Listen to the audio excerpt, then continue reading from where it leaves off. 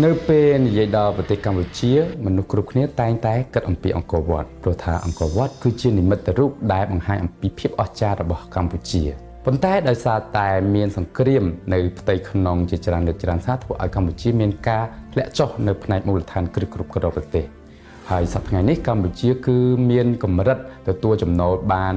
ទាបជាងគេបើប្រៀបធៀបជាមួយនឹងប្រទេសជិតខាងផងដែរប៉ុន្តែជាសំណាងមួយល្អផងដែរដោយសារតែ10ឆ្នាំកន្លងទៅនេះកម្ពុជាមានការរីកចម្រើនផ្នែកសេដ្ឋកិច្ចរហូតទៅដល់ 7.6% ហើយបើប្រៀបធៀបជាមួយនឹងប្រទេសដទៃទៀតនៅក្នុងអាស៊ីគឺជាកម្រិតមួយដែលខ្ពស់ជាងគេហើយក៏គ្មានអ្នកណាដឹងដែរថាកម្ពុជានឹងមានការរីកចម្រើនបែបណាទៀតតទៅថ្ងៃមុខ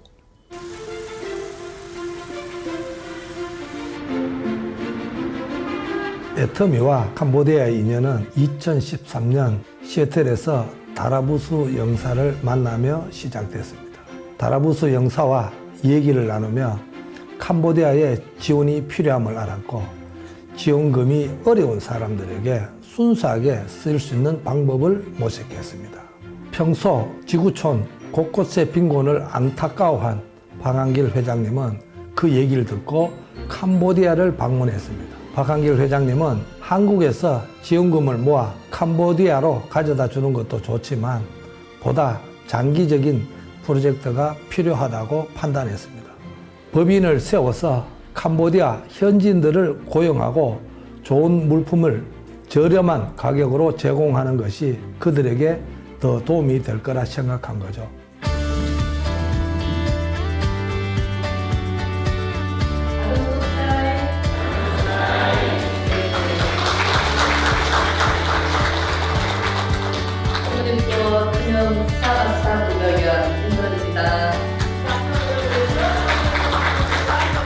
처음 애터미를 소개받았을 때에는 별로 관심이 없었습니다. 네트워크 사업은 특별한 사람들만 하는 것으로 알고 있었기 때문입니다. 그러다가 어느 날 한국에 갈 일이 있었습니다. 한국에 있는 지인분이 애터미에 대해서 사업 설명을 해주셨고 그분이 마지막으로 보여준 동영상 한 편이 제 눈에 확 들어왔습니다. 고순도 정제 기술을 이용해서 유효 성분을 500배나 더 넣은 화장품이 한국원자력연구원에 의해서 개발되었다는 내용이었습니다. 저는 악건성 피부라서 평소에 화장품에 관심이 많았는데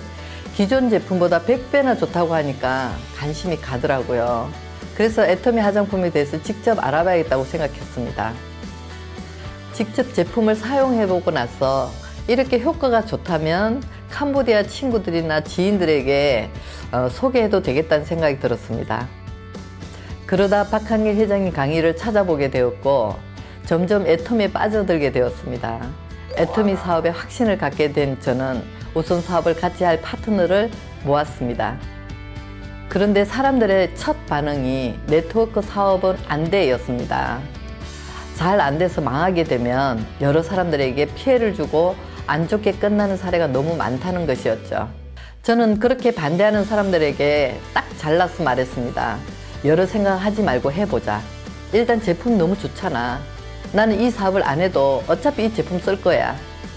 그리고 우리가 부자가 되려면 어느 정도 자금을 가지고 사업을 해야 하는데 다들 사업할 돈 없잖아. 애터미는 돈 없어도 시작할 수 있는 사업인데 이걸 왜 안 해? 이렇게 설득했습니다.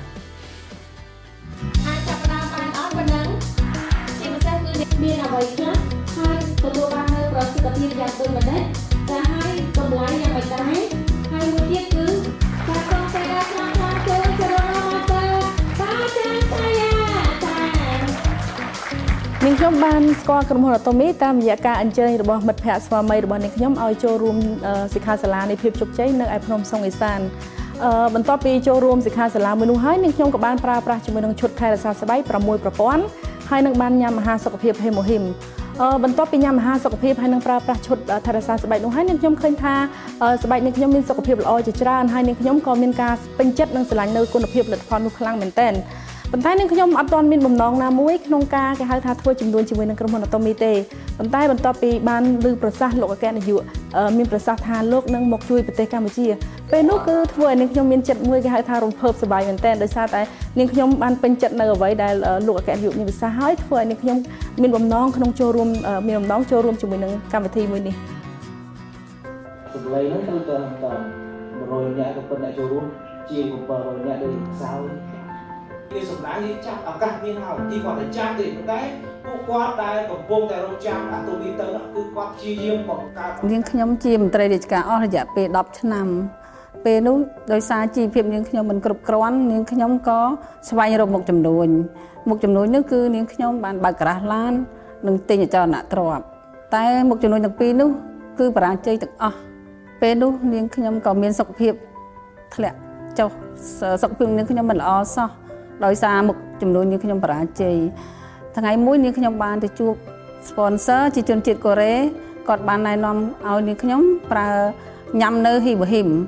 ពេលនាងខ្ញុំញ៉ាំទៅឃើញសុខភាពនាងខ្ញុំប្រសើរនាងខ្ញុំក៏ស្វែងរកផលិតផលផ្សេងទៀតនៅក្នុងក្រុមហ៊ុនអាតូមីពេលនោះនាងខ្ញុំខ្លាចជាអ្នកជំនួញក្នុងអាតូមី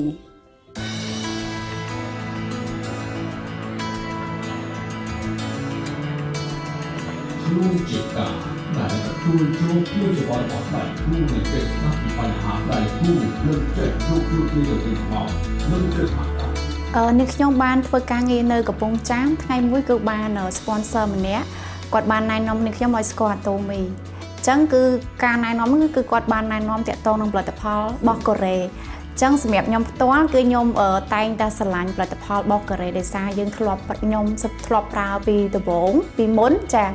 ចឹងក៏បានសាករយៈពេលបានមួយសប្តាហ៍ក៏ឃើញសម្រាប់ស្បែកមុខហ្នឹងគឺផ្លាស់ប្ដូរហើយមើលទៅមានសំណើមចឹងក៏នេះខ្ញុំមកសិក្សាស្វែងយល់អាតូមីរយៈពេល5ថ្ងៃនៅភ្នំពេញក្រោយពីបានសិក្សាស្វែងយល់រយៈពេល5ថ្ងៃក៏នេះខ្ញុំសម្រេចចិត្តក្នុងការធ្វើចំនួនអាតូមី 100% ជារឿងមួយដ៏ល្អផងដែរដែលអាតូមីបានចូលមកដល់ក្នុងប្រទេសកម្ពុជាដែលវាប្រៀបបានទៅនឹងជាការគេហៅថាសុភមង្គលថ្មីមួយទៀតសម្រាប់ជនជាតិកម្ពុជាផងដែរ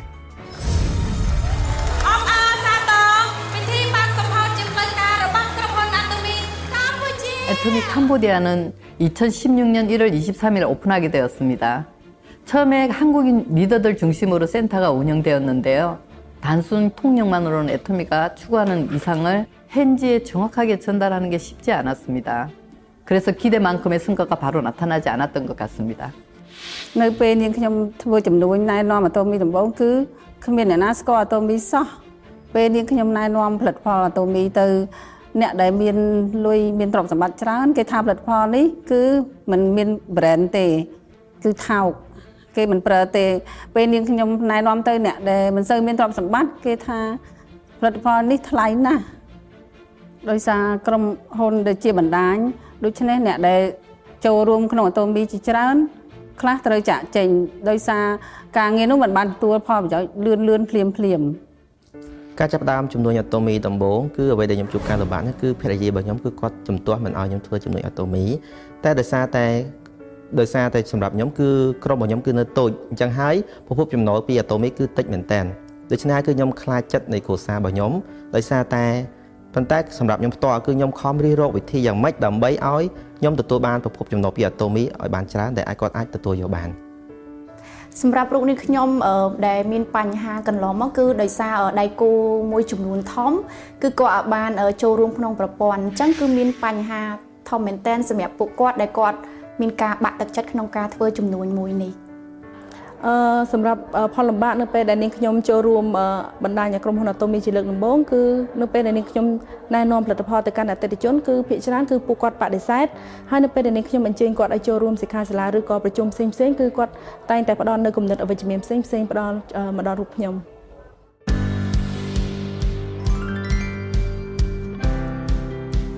애터미 캄보디아에게 생긴 여러 가지 어려움을 극복하기 위해 회사는 방안을 모색하게 되었습니다. 특히 자금이 부족한 현지 회원들을 위해선 특별한 방법이 필요했죠. 그래서 보다 좋은 환경을 갖춘 애터미 최초의 연합 픽업센터를 푸놈펜에 오픈했습니다.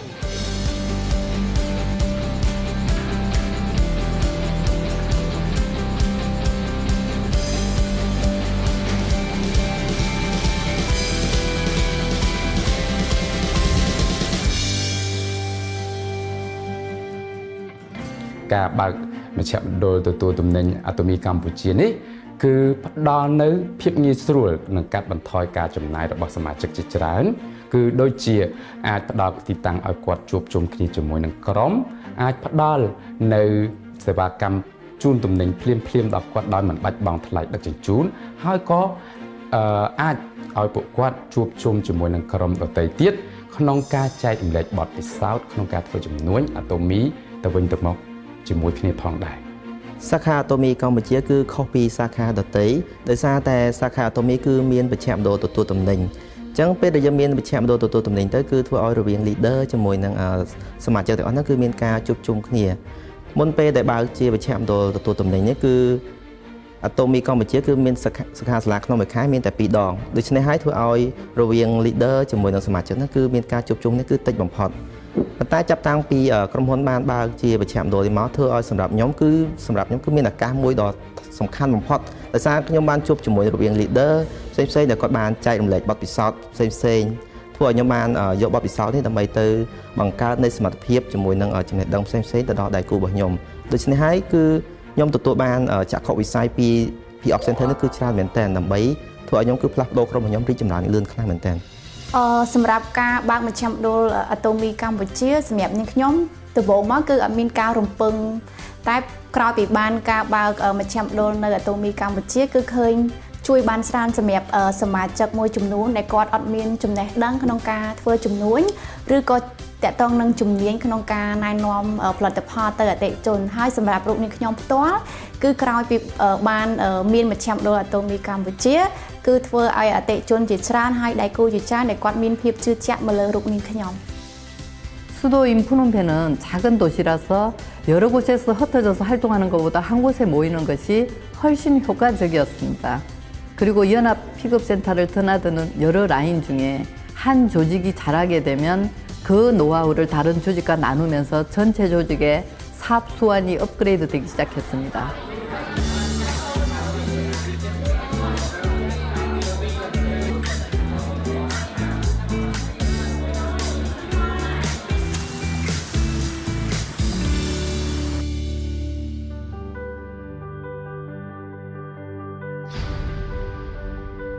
하지만 어느 선 이상에서 더 치고 나가지 못하는 게 느껴졌어요. 원데이 세미나나 석세스 아카데미 때는 정말 많은 사람들이 왔습니다. 근데 이게 회원 유치와 제품 판매의 성과로 바로 이어지지는 않더라고요. 저는 아침조회 참석률에서 그 해답을 찾았습니다. 처음 캄보디아 회원들의 아침조회 참석률은 매우 저조했습니다. 우리는 어떻게 하면 아침조회 참석률을 올릴 수 있을까 고민하게 되었습니다. 아침조회 정시에 오면 우리가 회모임을 주고 홍삼단을 주고 그런데 그 정시에 도착하기 위해서 사람들이 계단을 뛰어서 올라오더라고요. 지금은 특별한 프로모션이 없어도 매일 아침조회에 100명, 200명이 넘는 회원들이 참석하고 있습니다. នៅថ្ងៃមួយគឺខ្ញុំមានរឿងមួយដែលប្លែកដោយសារខ្ញុំបានសន្យាឲ្យណែនាំមិត្តភ័ក្ដិខ្ញុំថាពេលដែលគាត់មកចូលរួមក្នុងការប្រជុំពេលព្រឹកគឺខ្ញុំសន្យាឲ្យគាត់សាកល្បងក្នុងការញ៉ាំហេម៉ូហ៊ីមអញ្ចឹងក្រោយពីគាត់បានសាកល្បងក្នុងការញ៉ាំអាហារសុខភាពរបស់យើងគឺគាត់ពេញចិត្តមែនទែនហើយក៏គាត់បានណែនាំសមាជិកចូលរួមជារៀងរហូតបន្តបន្ទាប់ហើយក៏គាត់មានភាពជឿជាក់ក្នុងការធ្វើជំនួយអាតូមី 시장에서 애터미에 대해 인지도가 높아지면서 처음에는 칫솔이나 치약, 단품 위주로 반응이 왔었습니다. 센터에서도 소비자들의 경제 사정을 감안해서 기호품보다는 치약이나 칫솔, 선크림, 비비크림 같은 생활 필수품을 주력으로 소개했습니다.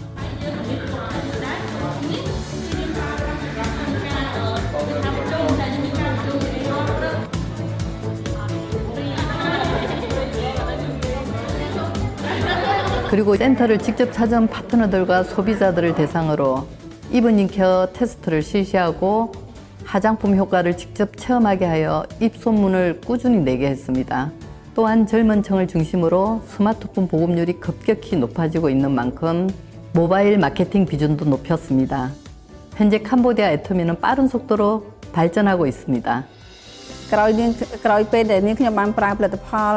ច្រើនហើយនាងខ្ញុំបានទៅជួបនៅសមាជិកទាំងអស់នៅភ្ញៀវទាំងអស់គេតែងសរសើរថានេះក្មេងហើយស្អាត តែនាងខ្ញុំសប្បាយចិត្តមែនតើសម្រាប់ខ្ញុំរឿងដែលសប្បាយចិត្តជាងគេនោះគឺនាងខ្ញុំបានណែនាំផលិតផលអាហារសុខភាពជូនដល់សមាជិកជាច្រើនក៏ដូចជាអតិថិជនជាច្រើនហើយពួកគាត់គឺមានសុខភាពល្អតាមរយៈការប្រើប្រាស់នៅផលិតផលមួយនេះហើយអ្វីដែលរឹតតែសប្បាយចិត្តជាងគេទៀតនោះគឺសមាជិករបស់នាងខ្ញុំដែលគាត់សកម្មជាមួយនឹងការងារជាមួយនឹង Atomy គឺគាត់បានរកកម្រៃជាងសារជាច្រើនតាមរយៈក្រុមហ៊ុនមួយនេះហើយធ្វើឲ្យពួកគាត់កាន់តែមានទំនុកចិត្តលើខ្លួនគាត់ជាខ្លាំងជាពិសេសគឺមានទំនុកចិត្តទៅលើក្រុមហ៊ុនហើយសម្រាប់រូបនាងខ្ញុំវិញនាងខ្ញុំនឹងតាំងចិត្តធ្វើឲ្យខ្លាចជាថ្នាក់ដឹកនាំគំរូដើម្បីជាការផ្ដល់គំរូឲ្យពួកគាត់ខ្លាចជាថ្នាក់ដឹកនាំគំរូដូចនាងខ្ញុំផងដែរ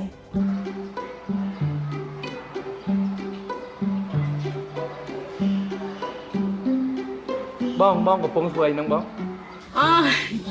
ខ្ញុំកំពុងតែធ្វើម្ហូបញ៉ាំដោយសារថ្ងៃនេះយើងមាន home meeting អញ្ចឹងទៅខ្ញុំធ្វើម្ហូបញ៉ាំសម្រាប់នៅពេលដែល home meeting ចប់យើងនឹងញ៉ាំអាហារជុំគ្នាជាមួយនឹងសមាជិកក្រុមគ្រួសាររបស់ខ្ញុំ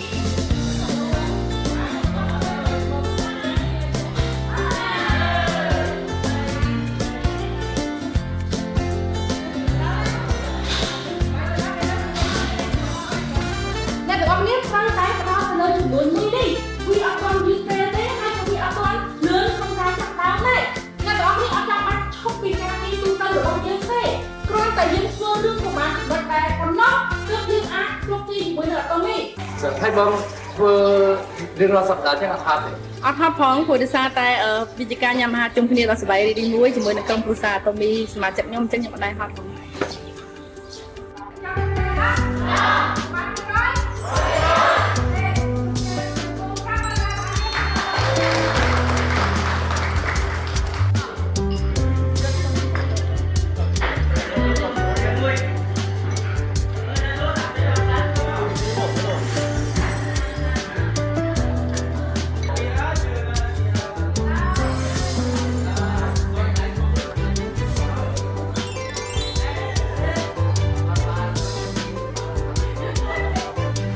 សម្រាប់រូបនាងខ្ញុំផ្ទាល់ពិតជាមានមោទនភាពមែនទែនដែលបានស្គាល់ក្រុមហ៊ុនAtomy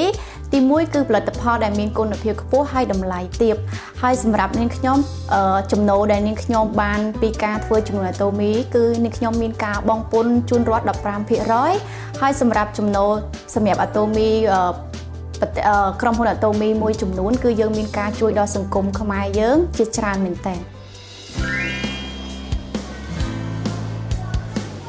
애터미는 어려운 캄보디아 학생들을 위해 법인 설립 전부터 꾸준하게 후원 활동을 하고 있었습니다. 뗏목꽃 초등학교의 교육 환경을 개선한 것이 바로 그것이죠. 2015년 10월부터 현재까지 매일 점심 식사를 제공하고 교복,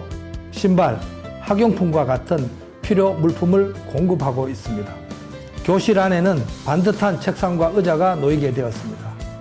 이제 아이들은 날씨와 상관없이 운동장과 놀이터에서 신나게 뛰어놀 수 있고 깨끗한 수도를 이용할 수 있습니다.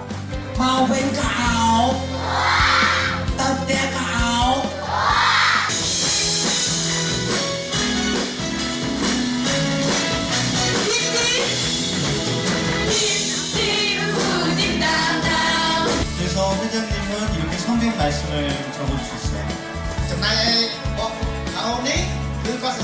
외적인 교육 환경만 변화시킨 게 아니라 노래나 댄스, 강습 프로그램을 통해 아이들 마음까지도 보살피는 노력을 하고 있는데요. 드림 캠프라는 행사도 진행하고 있습니다. 그 밖에도 깨끗한 물을 마시기 어려운 농촌 마을에 우물 지원 사업을 진행하기도 했고요. 이 모든 게 애터미를 사랑해준 회원들의 성원 덕분이었죠. 좋은 품질의 제품과 심플한 마케팅 플랜, 그리고 박한길 회장님의 경영 노하우를 접하면 접할수록 저는 성공을 확신했어요. 이것들을 스스로에게 증명하고 주변에 알리는 일은 정말 흥미롭고 즐거운 일이었습니다. 처음 일을 할 때는 많은 사람들을 도와서 성공시키겠다고 생각을 했는데 지금에 와서 보니까 애터미 사업은 제가 누군가를 성공시켜 줄 수 있는 일이 아니었습니다. 각자 스스로 알아보고 결정하고 또 시스템 내에서 자기 자리를 만들어내며 해야 하는 일이었습니다. 그런 면에서 애터미 사업은 각자 개인 사업입니다. 당장은 보이지 않더라도 각자의 믿음의 크기와 실천에 따라 결과가 달라집니다. 제가 애터미를 만나서 다른 파트너들을 돕고 센터를 운영하고 제품을 도네이션하고 했던 모든 일들이 결국은 제 사업을 위해 했던 것이었습니다. 저는 제가 그들을 도와주고 있다고 생각했는데 그들이야말로 저의 성공을 밀어주고 그것을 지원하고 있었던 거죠. 결국 함께 하면서 가장 큰 도움을 받은 건 저였습니다.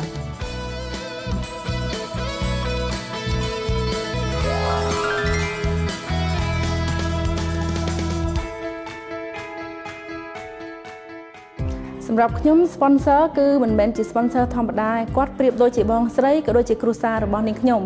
គាត់តែងតែដោះស្រាយរាល់បញ្ហានៅពេលដែលនាងខ្ញុំជួបបញ្ហាជាពិសេសគឺគាត់តែងតែផ្ដល់ពេលចំណាយពេលក្នុងការស្ដាប់នៅបញ្ហារបស់នាងខ្ញុំហើយគាត់តែងតែផ្ដល់នៅវិធីក្នុងការឲ្យនាងខ្ញុំដើរចេញពីបញ្ហាទាំងអស់នោះអញ្ចឹងវាជាគេហៅថាភាពកក់ក្ដៅមួយសម្រាប់ខ្ញុំដែលទទួលបានពីគាត់មិនត្រឹមតែជា sponsor ប៉ុន្តែជាបងស្រីដ៏ល្អម្នាក់ហើយគឺជាគ្រួសារដ៏កក់ក្ដៅនាងខ្ញុំសូមអរគុណដល់ sponsor ដែលគាត់បានឲ្យនាងខ្ញុំស្គាល់តូមីហើយឲ្យប្រជាជនកម្ពុជាទាំងអស់មានសុខភាពល្អនិងមានសម្រស់ស្អាតនិងអាចរកចំណូលបានទោះបីជាគ្មានសមត្ថភាពក៏ដោយដូចជានាងខ្ញុំ 솔직히 처음에 캄보디아 사람들이 한국 사람들과 크게 다를 거라고 생각하지 않았습니다. 그저 언어가 다를 뿐이니 통역을 잘하면 모든 게 다 무리 없이 진행되겠지 했습니다. 그러다가 많은 시행착오가 있었습니다. 제품도 빌려주고 돈도 빌려주고 월급도 주어가면서 진행했던 일들이 무산되고 아무것도 남지 않았습니다. 허무하기도 했지만 아주 큰 깨달음을 얻기도 했죠. 캄보디아 사람들은 전반적으로 흥이 많고 순박해요. 개인적으로 지구상에서 가장 온순한 사람들을 꼽으라면 캄보디아 사람이라고 생각할 정도예요. 제가 10년 가까이 살면서 싸우는 것을 거의 보지 못했습니다. 캄보디아 사람들은 교통사고가 나도 웃으면서 서로 몇 마디 하고는 그 자리를 떠납니다. 이렇게 사람이 다르고 생각의 방식이 달랐어요. 마음을 비우고 초심으로 돌아가 그들과 눈높이를 맞추고 그들의 상황을 이해하는 일에 중점을 두었습니다. 그러다 보니 단순한 비즈니스 관계를 넘어서 함께 웃고 우는 동반자로 자리매김하게 된 것 같습니다. 많은 분들이 왜 하필이면 캄보디아에서 애터미를 시작했냐고 합니다. 좀 더 잘 사는 나라에서 했다면 사업이 더 잘 되지 않았겠냐고 물어봅니다. 하지만 애터미 사업은 어디에서 하면 쉽고 어디서 하면 어려운 그런 일이 아니라고 생각합니다. 캄보디아가 잘 살지 못하는 나라인 것은 맞습니다. 그렇지만 이들에게는 열정이 있고 또 애터미라는 최고의 시스템을 알아보는 눈이 있었습니다. 그리고 이제는 캄보디아 회원들만의 현지화된 전략으로 활발한 활동을 하고 있습니다. 저는 이곳에서 그 어떤 선진국 못지않는 큰 가능성을 매 순간 확인하고 있습니다. 현재 가입된 캄보디아 회원들의 연령층이 20대, 30대가 많아서 열정과 의지가 엄청납니다. 애터미와 함께하는 캄보디아 회원들의 미래가 점점 밝아질 것이라고 믿습니다.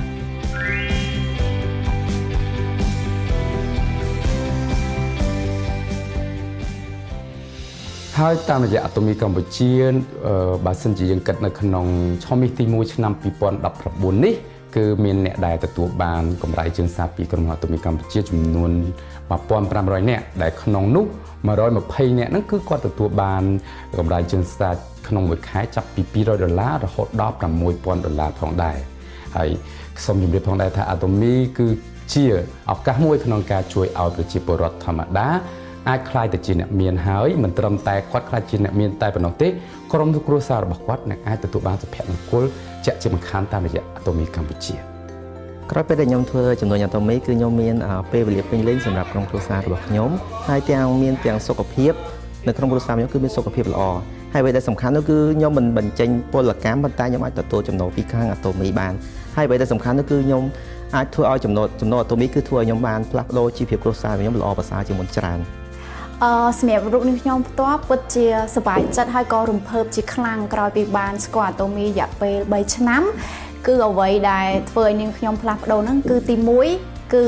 នាងខ្ញុំមានចរិតថាលក្ខណៈ slot ជាងមុនហើយចាស់ទុំជាងមុនហើយមួយទៀត សម្រាប់ម្ដាយនាងខ្ញុំផ្ទាល់ក៏គាត់មានការសរសើរក្នុងការខ្ញុំអាចជួយទៅដល់ក្រុមគ្រួសារខ្ញុំបានច្រើនជាងមុនហើយអ្វីដែលខ្ញុំពេញចិត្តហើយសំខាន់ជាងនោះគឺខ្ញុំមានគោលបំណងថាខ្ញុំនឹងមានស្គាល់ក្រុមហ៊ុនផលិតផលរបស់កូរ៉េអាហ្នឹងគឺគោលដៅខ្ញុំតាំងពីដើមប៉ុន្តែក៏បានស្គាល់ Atomy គឺពិតជាសម្រាប់ខ្ញុំផ្ទាល់គឺពិតជាមានភាពជឿជាក់ហើយក៏ស្រឡាញ់ក្នុងផលិតផល Atomy ហើយក៏ជាផលិតផលរបស់កូរ៉េហើយអ្វីដែលសំខាន់មួយទៀតគឺនាងខ្ញុំបានទៅចូលរួមទៅទស្សនកិច្ចនៅប្រទេសកូរ៉េហ្នឹងគឺ2 ដងអញ្ចឹងពិតជាមានភាពសប្បាយហើយមានមោទនភាពសម្រាប់ខ្លួនឯងមែនតើអ្នកប្រពន្ធលោកអគ្គនាយកហាងហ្គីល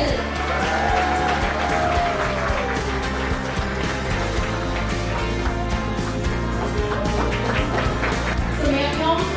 លោកឯងនៅម្ដាយខ្ញុំបង្កើតគាត់តែនឹងខ្ញុំធ្វើការនេះដែរ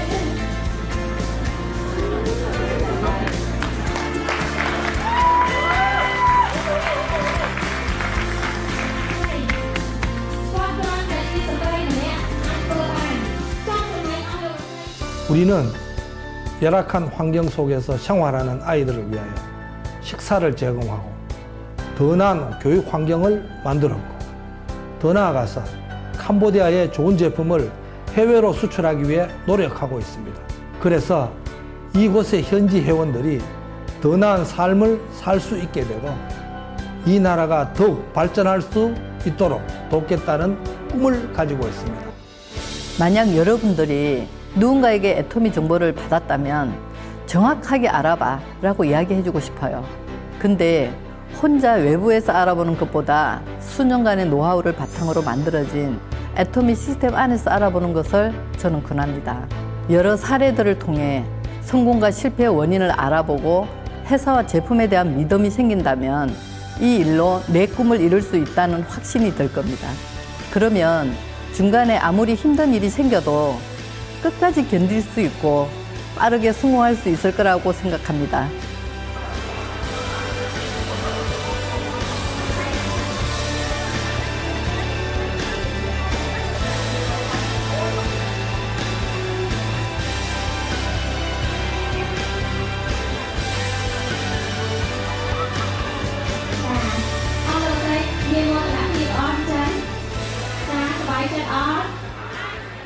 저에게 애톰이란 사랑입니다. 소외된 사람들을 사랑과 희망으로 안아주는 전도사의 역할을 하고 있기 때문입니다.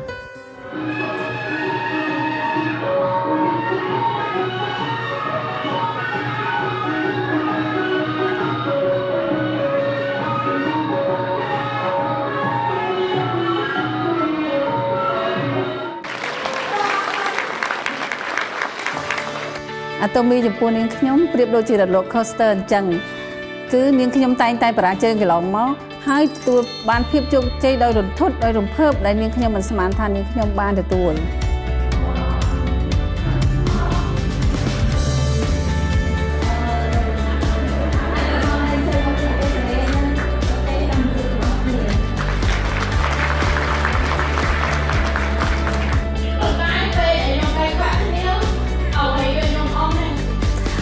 សម្រាប់រូបនាងខ្ញុំផ្ទាល់ Atomy ដូចជាបញ្ជាបណ្ឌិត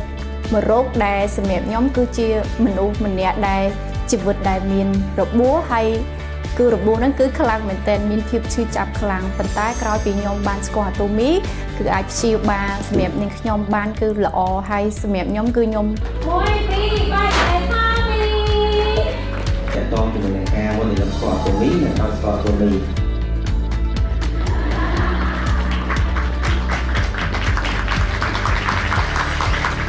Atomy សម្រាប់ខ្ញុំគឺជាសុភមង្គលដោយសារ Atomy គឺបានផ្ដល់ទាំងពេលវេលាសម្រាប់ខ្ញុំនិងក្រុមគ្រួសាររបស់ខ្ញុំថែមទាំងគឺសុខភាពល្អនៅក្នុងក្រុមគ្រួសារគឺសន្យាថាយើងបោកបន្ថែមពេលទៀតជាវិស័យជារបស់សុខភាពទីមួយអាចរកអាហារជំនាញអង្គការនេះទៅសម្រាប់អ្នកដែលគាត់មានអាការតែជាក្នុងគ្រួសារចា៎អញ្ចឹងសម្រាប់អង្គការជំនាញដែលចូលចិត្តការអាហារកំពុងច្រើនចា៎គួរតែការបន្ថយមានដល់ពេលចា៎ចំពោះខ្ញុំ Atomy គឺជាអ្វីគ្រប់យ៉ាងនៃភាពជោគជ័យរបស់ខ្ញុំព្រោះថានៅ Atomy គឺមានទាំងសេចក្តីស្រឡាញ់និងការចែករំលែក ហើយនៅក្នុងនោះផងដែរតាមរយៈក្រុមហ៊ុន Atomy គឺកូនចៅចំនួនក្រោយរបស់ខ្ញុំគឺគាត់អាចទទួលនៅការចែករំលែកនិងសេចក្តីស្រឡាញ់មួយនេះដោយរូបនាងខ្ញុំផងដែរ